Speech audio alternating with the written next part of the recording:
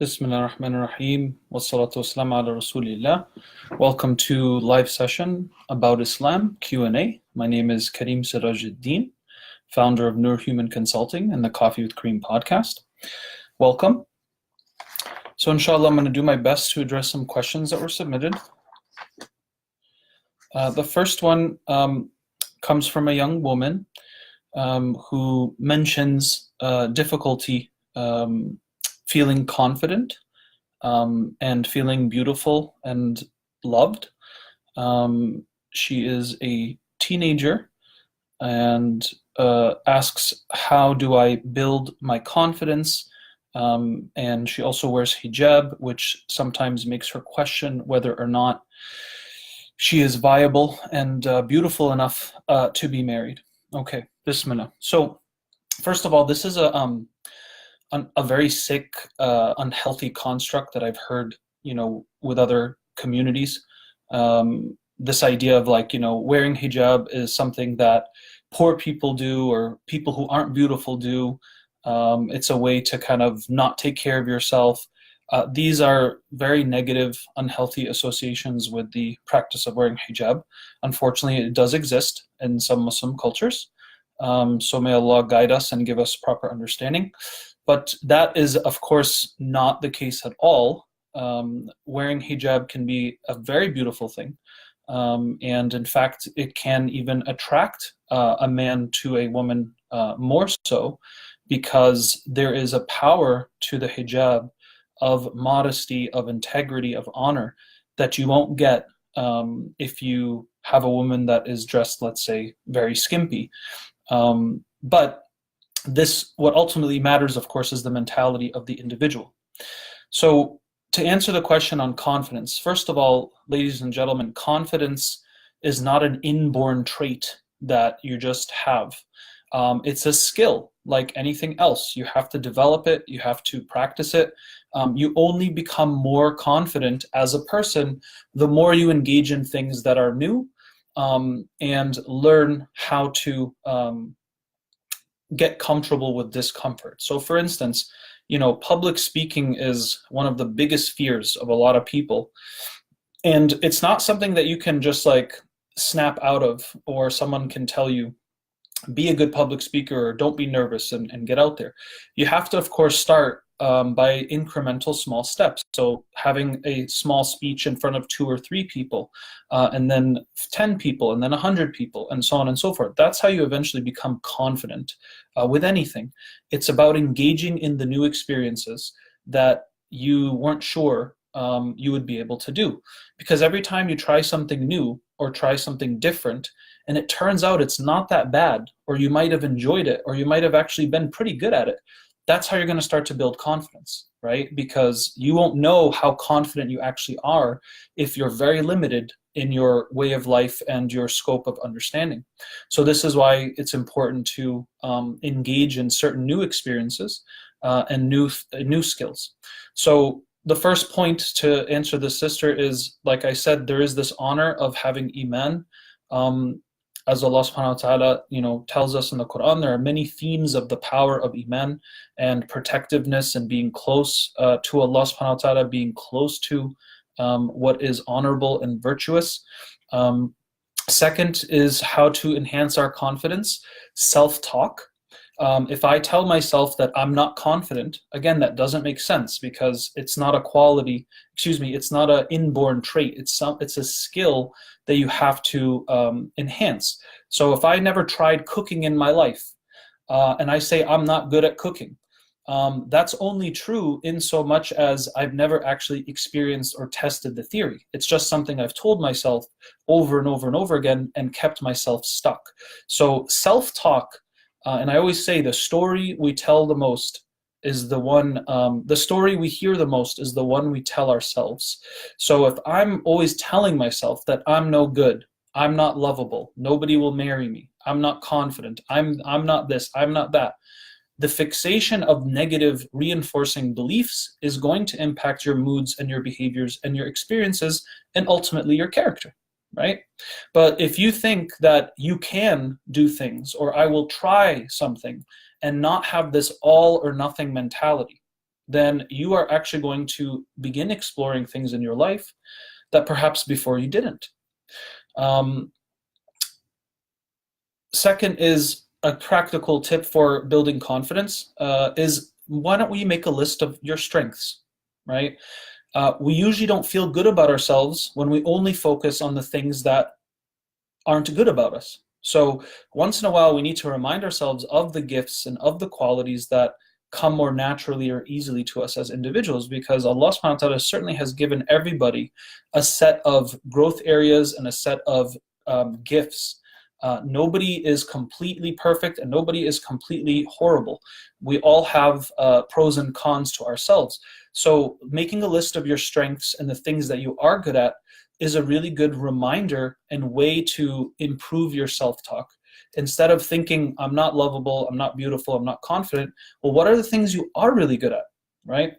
Maybe you're really good at helping others. Maybe you're really good at schoolwork. Maybe you're really good at arts and crafts.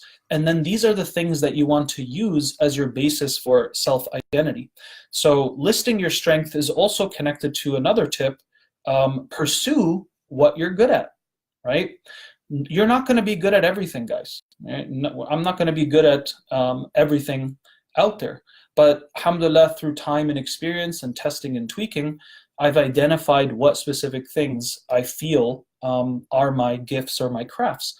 And then I focus on those things, right? So because you're of young age, you're still at the beginning of, your adulthood. And so there's a lot more things for you to tap into and to experience. But if you know what you're good at right now, pursue those things, right? And don't compare yourself to others, because if we always do that, compare ourselves to others, we're always going to feel down, because there's always going to be somebody more beautiful or handsome than you.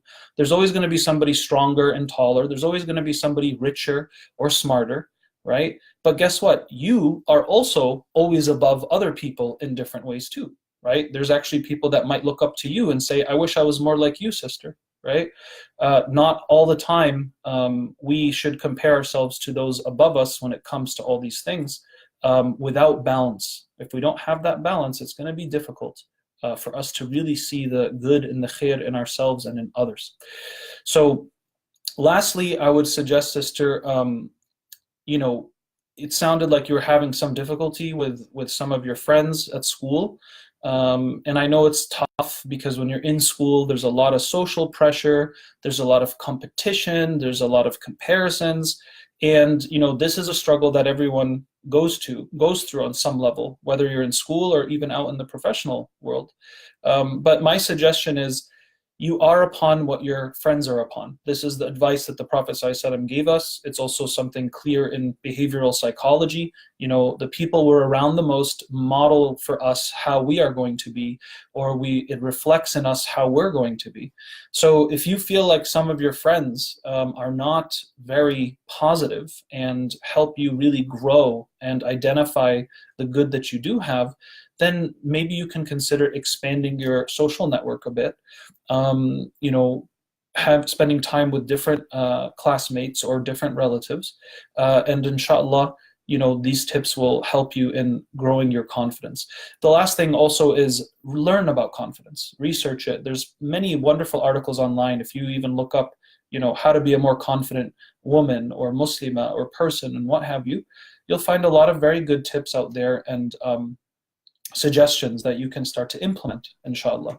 And this is something that I find very common with people in the work I do, is we ask questions, we want solutions, and then we have access to all those things, the knowledge, the solutions, the techniques, but ultimately if we don't take it on for ourselves and actually implement it in our lives, it doesn't matter. You can have 1,000,000 pages of advice or knowledge or techniques. If you don't start to choose 1 or 2 or 3 of those things and start implementing them in your life, you're not going to be able to actually experience growth or confidence or any of the things that we seek.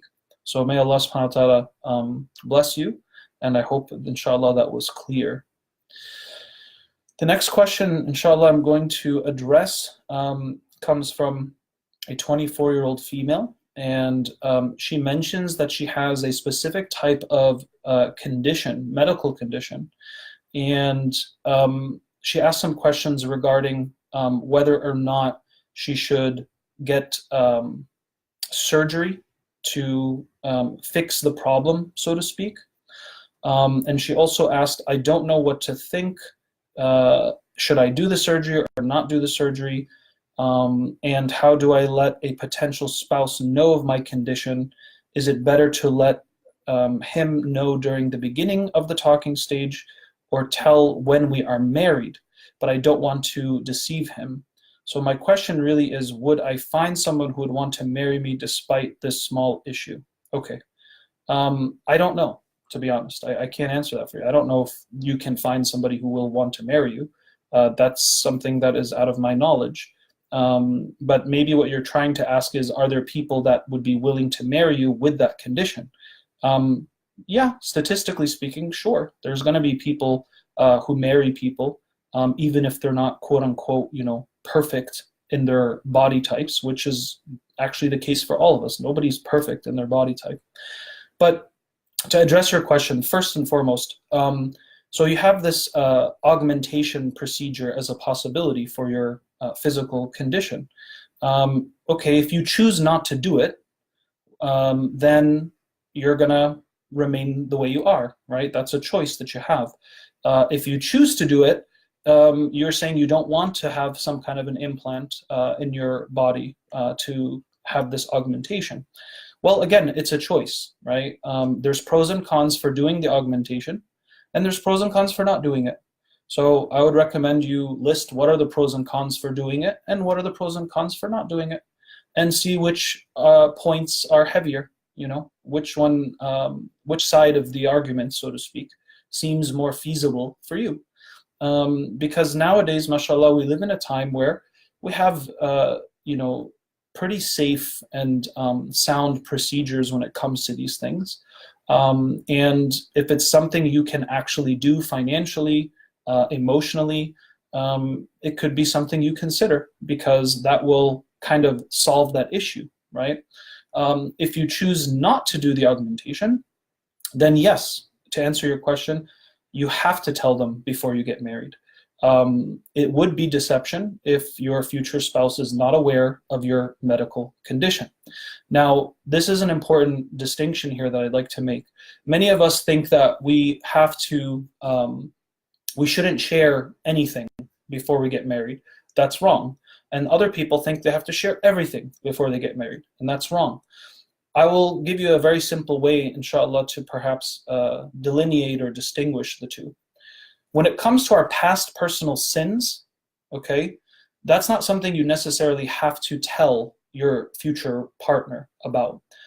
Specifically, if it's things you've already made tawbah for, they no longer exist in your life, and there were no medical or biological repercussions as a result. So for instance, let's say I used to do a lot of drugs in the past, but I've been clean for 10 years, and it hasn't impacted me biologically.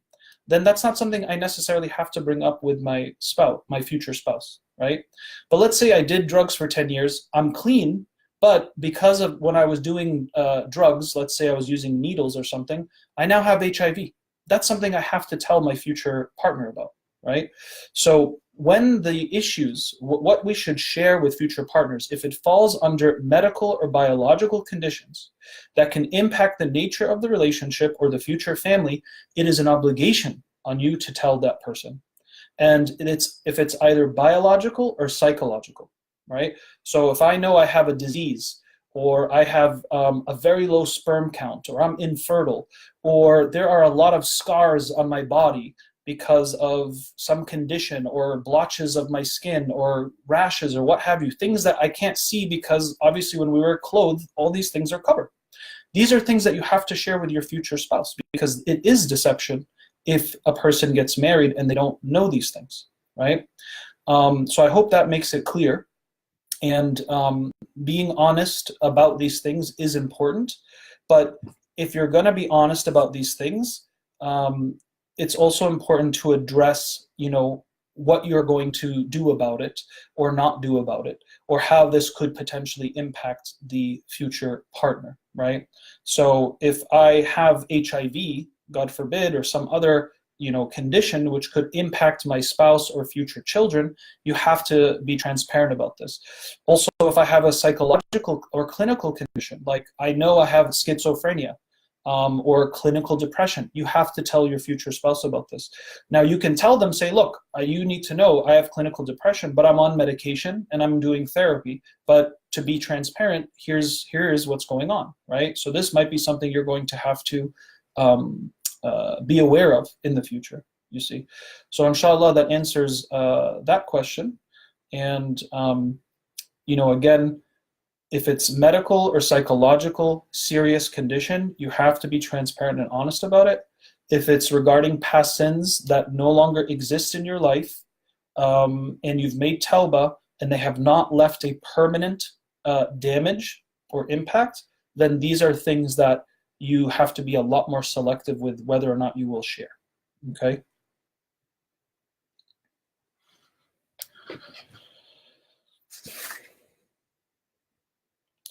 Another question we have here is, Assalamu alaikum, I'm an adolescent, I'm in love with a girl, and we both confessed our love and said Kubul Hai 3 times. Okay, I don't know what Kubul Hai means. But then afterwards we realized that in the future, if we did not get married, then what would happen to us? Yeah, so I'm not really sure what Kubul Hai means, but I'll assume based on the context that it has to do with like you two kind of committed to each other, perhaps. All right, well, first of all, respectfully, you're only, it says here, 15 years old. So, there's still a lot to learn and time to be lived, inshallah. So it's nice that you two have this commitment and you have this connection. There's nothing wrong with that, having an intention to get married, inshallah. So if that's really your intention and you two take the necessary steps with the years to come to do that, then inshallah, if it's what's best for you in your dunya and akhirah, you'll have tawfiq. If it doesn't end up happening, well, it doesn't end up happening. I mean, the problem with many people, guys, is we attach to specific outcomes and results that we want. And when we do this, we end up suffering and causing a lot of hurt and pain for ourselves, more than needs be. This is why, for instance, the Islamic tradition, I mean, the whole thing is cloaked in themes of, iman, which means trust and security in Allah subhanahu wa ta'ala in the Islamic worldview. Istislam, to surrender, to accept, to recognize that Allah subhanahu wa ta'ala is the ultimate controller and planner of everything that exists. We plan and Allah plans. Sometimes what we want is not actually what we need. Sometimes what we want isn't always actually what's best for us. And again, these are very clear themes in the Quran from my understanding. So you can make intention, you can take the steps to inshallah get married. And if it happens, great. And if it doesn't, then Allah subhanahu wa ta'ala likely has something better for you when the time is right. So I know when you're young and in love, you can't see it any other way. But inshallah, time and experience is always the best teacher. And these things will become more clear for both of you as time goes on. Bi-idhnillah.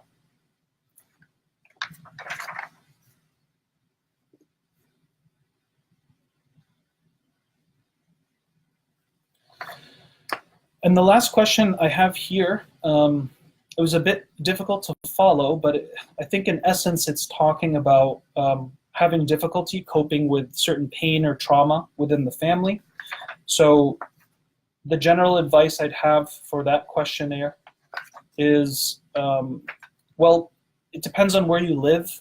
If you live in a society where counseling, therapy, these types of helping services are available, perhaps that could be something you could consider doing, because what's nice about that is it gives you that space to release that energy and that pain and hurt that you might be feeling, because obviously when you keep all that stuff inside, you're going to start to get impacted. And the title of this question was, I cannot concentrate. So clearly when we feel muddled and heavy with pain or guilt or remorse or worry, of course it's going to be difficult for us to concentrate, right? Because we're consumed and occupied by this pain. So step one would be to consider getting that personal customized support where you can vent and express these things with a professional helper who can, inshallah, guide you and be a mirror for you. If that's not available, I would recommend trying to find other ways to release this energy. So, for instance, some things that might be considered therapeutic for you, and that's different for everybody. It could be, cooking or drawing or painting or music or exercise or being out in nature, increasing in your ibadat like afkar and dua and Quran. It could also be with, trying to just have more honest conversations with the family members themselves. But these are things that I would recommend you look up online, how to have difficult conversations with family members, or look up how to solve issues or pain in families. Again, there's a lot of techniques and strategies to assist people to have those types of conversations. So it really also depends on how open or closed your family is, how vulnerable and empathetic they are. Because sometimes certain techniques will backfire depending on the family context and culture. If you have a family that, let's say, is not open to discussing feelings and emotions at all, many of those techniques will be irrelevant, right? So depending on your context and depending on what resources you have access to, I think that number one, you have to take care of yourself and find ways to release this energy in healthy, non-threatening ways through therapeutic practices like I listed and mentioned. Two is try to seek professional counseling or therapy or coaching in your area. Four is to try to have some of those open conversations with the family members that may cause this pain or hurt if it's viable. And lastly, focusing on your individual path in life. So if we sit around and just think about all the problems that we have in our family, it will be difficult for you to concentrate and to move on or to focus on anything else. So if you're a student or you work or you have your own family, these are things that you want to invest your energy and time in, because that's what's going to help you evolve and develop as a person. And find things that are also enjoyable to do. Because when you find yourself connected to certain activities or hobbies, this will inshallah also help you release any of this clogged, built up hurt and pain that may have been caused from past experiences with your family. So I hope inshallah that was helpful, ladies and gentlemen, and thank you for submitting your questions and tuning in to this live Q&A of About Islam. I am Karim Sirajuddin, founder of Nur Human Consulting and the Coffee with Karim podcast. Thanks again, and anything that was helpful is from Allah subhanahu wa ta'ala, and any confusion or mistakes is from myself, so forgive me, and have a blessed Ramadan for those of you listening and tuning in, and look forward to connecting again soon. Assalamu alaikum wa rahmatullahi wa barakatuh.